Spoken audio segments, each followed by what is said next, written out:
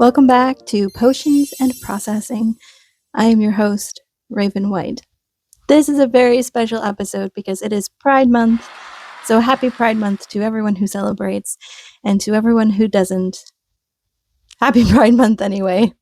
I'm taking a break from our regularly scheduled culty content to talk about my coming out story, which I have never done in full commentary content before. I just thought now is the time to do it if ever there was a time to do it. To be honest with you, I've never actually talked about it with anybody, not even with myself. But I've been thinking about it a lot lately, the full scope of how I realized I was queer and the signs of it early on, and looking back now to where I am today. And if you've watched any of my past videos, then you probably already know that there is going to be some heavy commentary in this video. So here is some screen magic and your content warnings going forward so that you know what is going to be talked about. In today's political climate, it's not particularly safe to be queer. It's not particularly safe to be part of the community, especially to be part of the trans community. But I am part of the LGBTQ community, and it's important to me, especially, that we stand up and support each other, regardless of which part of the alphabet we belong to, especially since so many of them interconnect. So here's my story, or at least the parts that I remember. And let's get into it.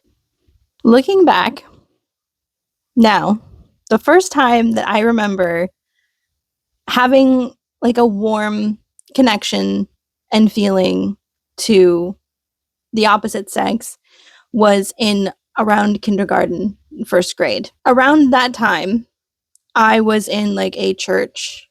My hand is shaking because I'm really nervous to talk about this online. So, bear with me. I was in a church school thing for a while for this church that we were part of for a little bit. And I went, and there was only 2 other girls in this class. I guess it was like a school. It was like kindergarten, first grade. I'm not really sure. But there was 2 girls in the class with me, but there was a girl in the class with me. And I just remember feeling like she was just so pretty and nice. And I just wanted to be around her and be her friend. And part of that, is just wanting to have friends and have a connection. And there was another girl in the class who was also really mean to me at the time. And she bullied me a lot, and I just didn't understand because I just wanted to be everybody's friend and get along. And so it was a really confusing time to me because I wanted to be both of their friends, and she was the one who I really wanted to be friends with. She was like kind of blasé about it. And then the other one, she was just really mean to me all of the time. So that was just very confusing because I just wanted to be friends. We're going to call the one I really wanted to be friends with, we're going to call her Marilyn. Okay. So I really, really wanted to like hold Marilyn's hand and like sit next to her and share snacks and things like that. And she was just very blasé about it. She was just not whatever.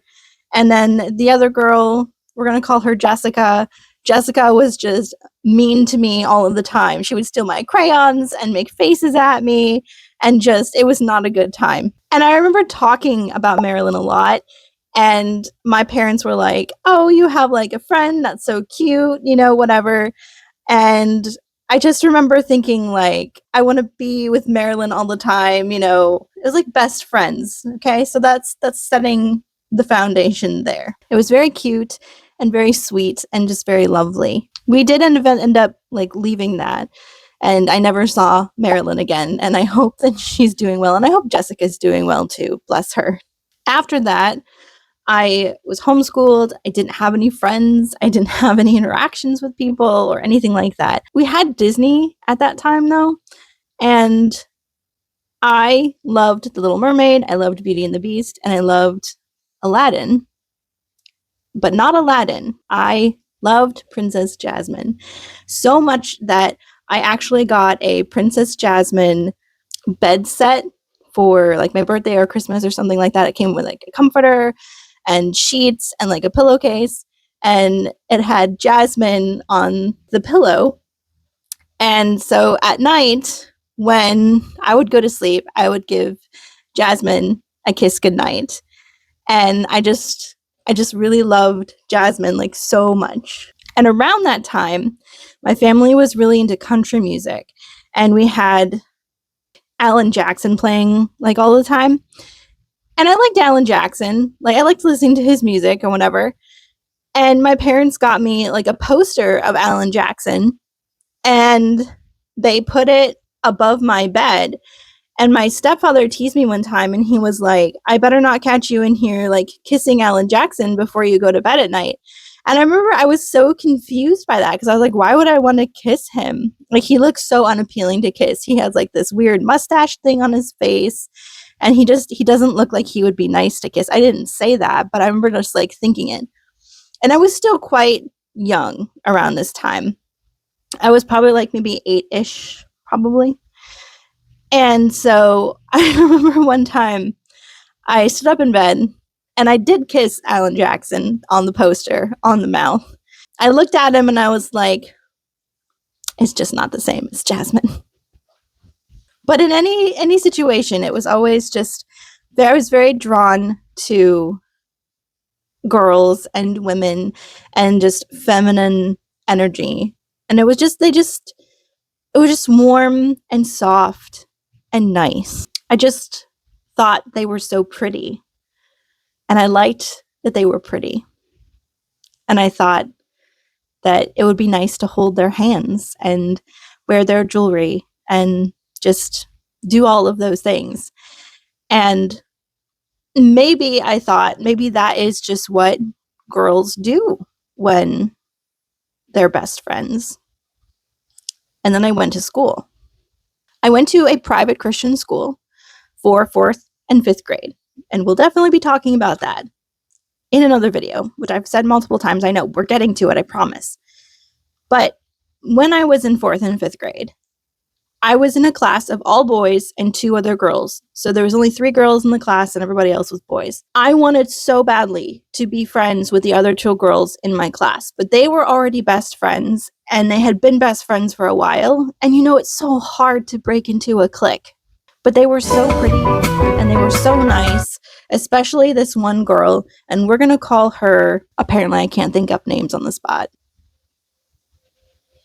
We're going to call her Miranda. Miranda was blonde and beautiful and popular. She always had lip gloss, and her mom always packed her cheese sticks in her lunchbox, and all the boys wanted to date her, and she was just perfect and pretty. And her and the other girl, whose name is, we're going to make it Bethany, they were best friends and inseparable. And they really didn't want anything to do with me, which is fine, I guess. It was not fine. Anyway, they would talk about having crushes on other boys in the class.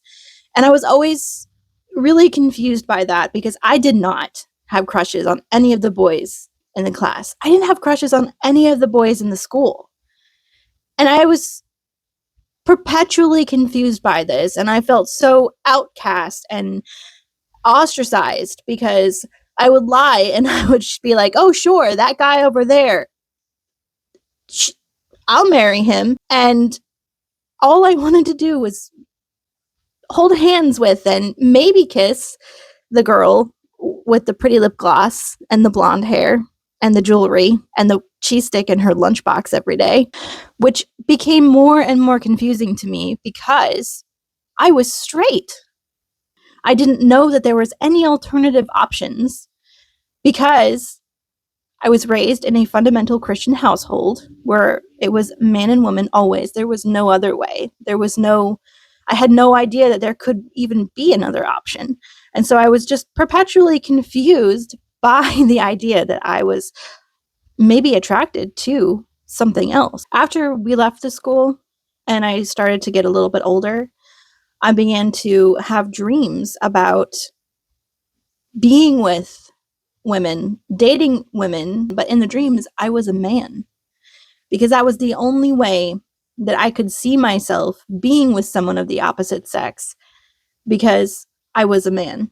And I would feel so tortured and so confused and so ashamed because I didn't understand why this was happening to me. And at the same time, all of this was happening, I was being told, you gotta get ready for marriage. You're gonna have a husband. You're gonna have so many children. You're gonna have this, this, and that.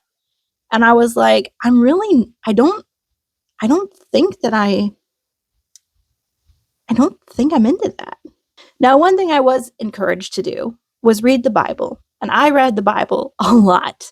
I read the Bible cover to cover so many times. One thing that you will find in the Bible is the Song of Solomon. And the Song of Solomon is a very, very zesty piece of literature. And from the Song of Solomon, I realized was a man describing his lady in very beautiful detail, what her body looked like and how much he desired her. And I was inspired by those to start drawing the female form. I was just very curious and perplexed. And I started to draw pictures of women naked. This did not end well for me because my parents found those pictures. I don't think I've ever talked to anybody before about this piece of my lore. But I'm here to tell you that you can't beat the gay away. You can't pray it away. You can't beat it away. You cannot starve it away. You can't put them in a cage and lock it away. And I am here breathing, sitting in front of you to tell you that, because I went through all of that. When all of that was happening to me, I wasn't even really given a clear understanding of why it was happening. I wasn't told explicitly, oh, it's because you're gay, it's because of your attraction to women. It was more along the lines of, what you're doing is an abomination. It's a sin against God. It's because of Sodom and Gomorrah. And they would quote these Bible verses at me that I did not understand because, again, I was still a child. But that shame that they drove into me, that these feelings that I had was such a sin against God, that it was that my existence, that I was experiencing these things was so awful and terrible. They drove that so far down into me.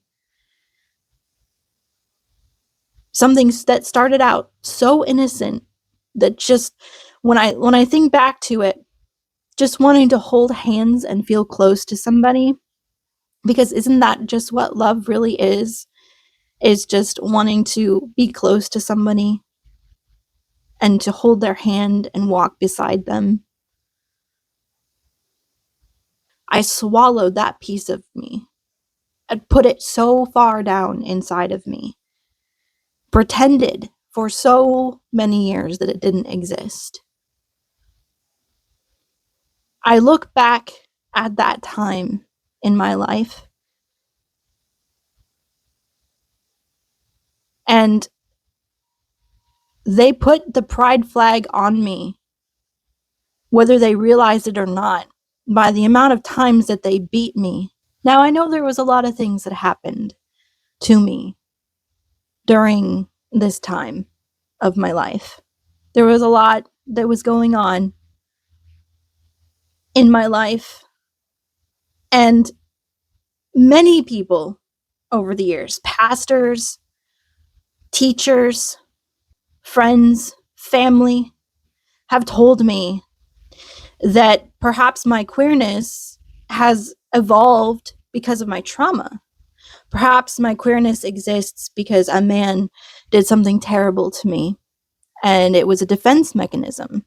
Perhaps my queerness exists because I was raped and abused and I seek solace in women because of a man. And perhaps for some people that is true. I don't know. Perhaps for some people that is true, because trauma is complex and terrible, and we all have different responses to different things. And who am I to say what happens to people in different situations? I'm not here to judge or to speculate. For me personally, I know that that is not the case. Because I know that when I was a little girl who wanted to hold hands and share lip gloss and cheese sticks and maybe kiss underneath little trees in the playground, it had nothing to do with safety or fear. It had to do with just innocence and connection. And they were just pretty and nice. It has taken me a lot of years and so much time and self-love and reflection to undo all of the beliefs of other people that were put into me, and to pull out this beautiful sacred thing that is a part of me, that is a part of my DNA, that is a part of who I was from the conception of me in the womb, that was a part of me before I even existed, whoever I was in the cosmos, in the stars, before I was even here, who I will be after the fact. Humanity is so complex and so beautiful. We are so diverse in who we are.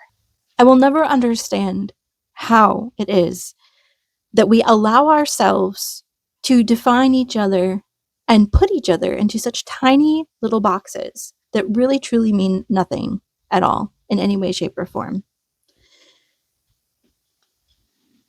So let's fast forward to the present and where I am now and who I am now and what I've been doing. I am still, to this day, digesting and undoing these harmful beliefs that held me back and made me feel like a less than subpar piece of dirt that was put into me so many years ago. I do not believe that any queer person is an abomination. I just don't. And I think that any belief that makes any person a subpar human being or an abomination is a waste of time and energy. And really, imagine having the time to care about something like that. If anything, I think queerness is a gift that brings you closer to God. I think queer people are a reason to believe that there is a God, especially trans people. Trans people, I think, are a very clear sign that there is a God. Because if we are vessels on this earth, who is a better testament than that than trans people? Becoming their true selves, defying the social norms that are placed on them by people, pushing down pieces of yourself is suffocating. Having pieces of yourself just exist, but never being able to acknowledge them, never being able to make peace with them, having it eat away at you, believing that they make you less than, that you're evil, that you're an abomination, is an awful, terrible thing to live your life with. I think this idea that loving and the ability to love is somehow wrong or evil is just a waste of time. Our life is too short, and I think denying anybody the right to be with someone that they love is just ridiculous. As I get older, I kind of went back and forth on who and what I was attracted to. And I continued to stuff it down. And in fact, the first relationship I was ever in, I did it to prove that I was straight. I wasn't attracted to the person, but it was more compulsive, heteronormative, to prove that I could be and I could fit in and I could do what I needed to do. And that was an incredibly abusive relationship, it turns out. But it was one of the reasons why I stayed, to prove I was straight, to prove that I could be what I was supposed to be. And eventually I did walk away, but not after he left a lot of bruises and a lot of marks and a lot of damage. I went back and forth. I was like, oh, maybe I'm bisexual, or no, maybe I'm straight. Oh, maybe I'm a lesbian. Maybe I'm bisexual, actually. Maybe I'm demisexual. Maybe I don't find anybody attractive, actually. Maybe I'm asexual. No, I'm definitely demisexual. Maybe I'm pansexual. And then eventually I just settled on the term queer. And I found comfort in the term queer because queer was all encapsulating for me, and I didn't have to keep finding some box to fit myself into because it just was too exhausting as I was untangling myself from the trauma of what everybody else said I had to be and what I was, and me trying to figure out who I actually was and who I wanted to be. And queer, I know, is a slur. It was a slur. It is a slur. But when the community took it back and they turned it into something positive for ourselves, much like the pink triangle that was used to mark gay men and transgender women in the Holocaust, but that was reclaimed by the queer community to bring power back to themselves. And so I call myself queer because it's all encompassing for me. And it gives me a sense of power and ownership over myself, especially when I think back to my young age being told, you're not going to turn out to be some fucking queer. Surprise, surprise. I don't have the answers for everything. I wish that I did. I wish that I could put at peace everything that I've been through and everything that everyone else has been through. And I wish that I had some kind of comfort to offer everybody and some kind of like resolution to it all. But I don't, because there is no resolution to be had, because it's an ongoing thing that's still happening. It's still being legislated today, whether or not my existence is something that it should be allowed to be. And we can go back and forth on it all you want, but at the end of the day, I'm a human being and I exist and I deserve to exist. And I'm not proud at all of the views that I used to have. I used to have very anti-LGBTQ ideas, very anti-trans views too, actually. And then I met trans people and I learned their stories and I learned their history. And I started learning about LGBTQ history. And I learned about how we are not at all very far removed from queer people being thrown into jail for just wearing the wrong pieces of clothing. Did you know that? Did you know that not very long ago, we would go to jail just for wearing the wrong pieces of clothing? That chemical castration was a very common thing for just being a little queer. So when queer people get defensive around Pride Month, or when there's new laws and legislation around gay rights and transgender rights, it comes from a place of, we are not that far removed from a lot of really terrible things that can come back at any point in time. I don't believe that God hates you because you're gay, and I don't think that being gay is a sin. I think that people are afraid, and I think that many things are taken out of context and many things are misunderstood. But I think the worst thing you could possibly do is to make choices based out of fear. I have seen firsthand the hatred of people when it comes to queer people. And even today, I've gotten death threats for advertising queer books and doing what I do with my business online. It's not great. And yeah, people are going to be mean and you just have to get used to it, and it is what it is, I guess. I guess I want to end this video by saying I went through some really terrible things that no one should go through. And I am still here and I am still queer, which means that it's not going to go away. It's not how it works. All right? My queerness is a gift.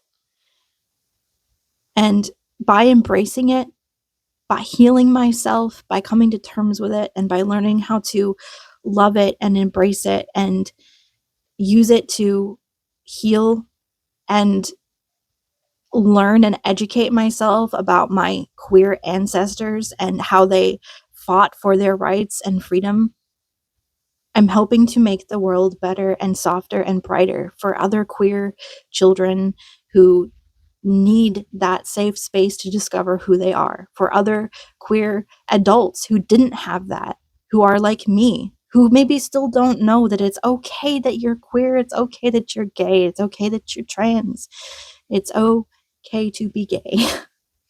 I made it out and you can too, and you're better off alive.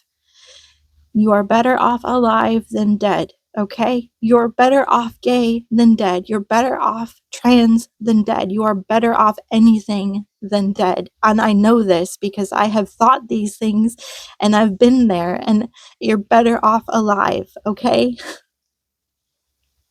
You have people that love you and care about you. Pride, I know people get upset about it and they're like, oh, the rainbows and the drama and the blah, blah, blah, blah, blah. Pride started out as a protest because we did not have rights. We did not have the ability to walk in our streets, to be with our families. They drug us out of our homes. They put us in jails. They castrated us. They made us into monsters, okay? Pride is a protest. It always has been. And that's what it's about. So